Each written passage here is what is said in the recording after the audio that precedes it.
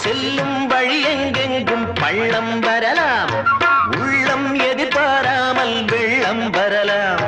நேர்மை அது மாறாமல், தர்மம் அதை மீறாமல், நாளும் நடைபோடுங்கள் ஞானம் பெறலாம். சத்தியத்தை நீங்கள் காத்திருந்தால் சத்தியம் உங்களை காத்திருக்கும். தாய் தந்த அன்புக்கும் நான் தந்த பண்புக்கும் பூமாலை காத்திருக்கும். ஒரு கூட்டு கிளியாக ஒரு தோப்பு குயிலாக பாடு பண்பாடு. இறை தேட பறந்தாலும் திசை மாறி திரிந்தாலும்